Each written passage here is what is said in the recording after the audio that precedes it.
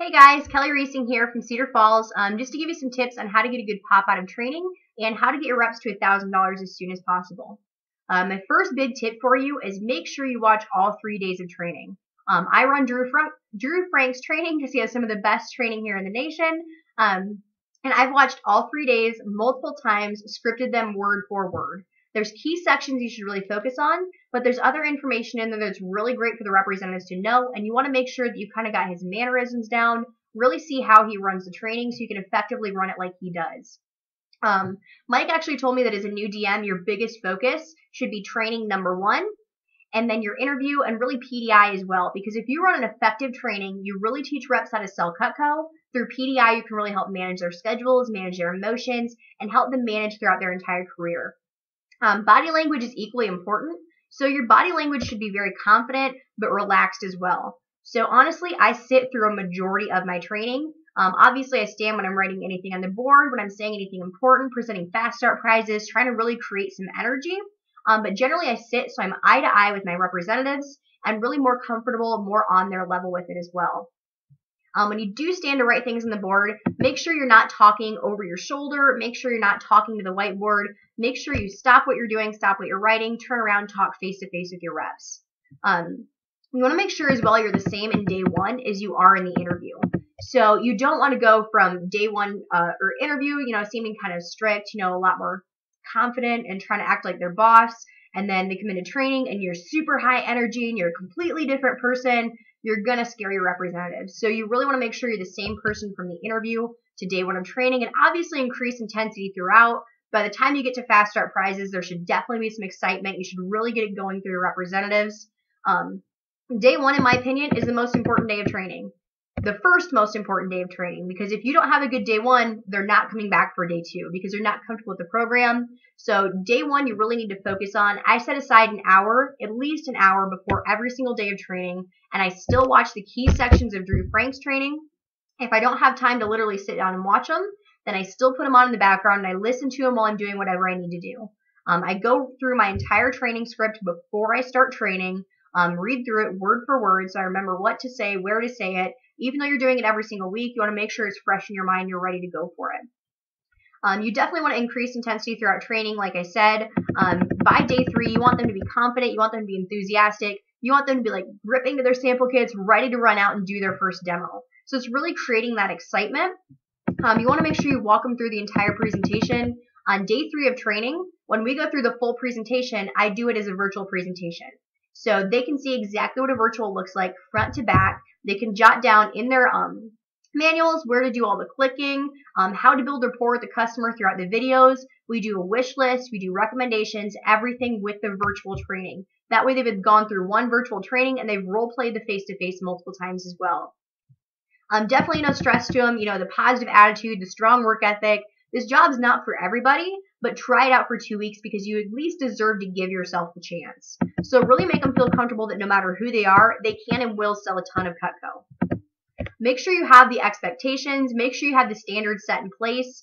I really let them know what I expected them and what to expect from the job. So I give them realistic expectations. You're going to have the good days. You're going to have the bad days. It's bound to happen.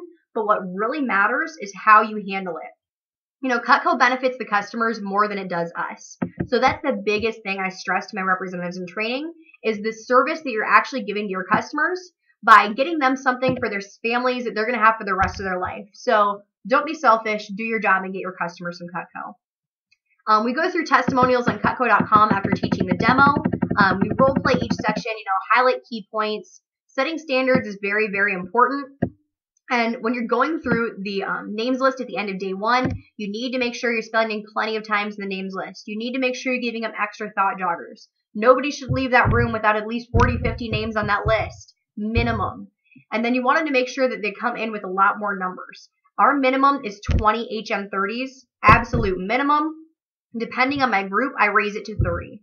So I want to make sure they're going to be successful, and this is the first part of their career that's going to make them successful. If they don't have a lot of people to show to, they're not going to be confident showing at all. It's going to stress them out trying to make phone calls. You want them to be comfortable. You want them to have the best opportunity available. That's what you're there for as a district manager. When you're going through the food cutting, you want to assign them foods to bring. I think it's very important for them to use every single tool that's in the homemaker. So I assigned something for everyone so that everybody's bringing enough stuff that we can literally use all the tools in the homemaker. I want them to feel confident selling a product because they've used it and because they like it, and they can use that personal conviction, that product conviction with their customers as well. To be able to say, I use this knife in training for this, this, and this. And as a student, as whoever else, I loved it. It worked for me. It was great. And you're going to love it in your kitchen as well. So I want to get them excited about the knives because they've had the opportunity to use them.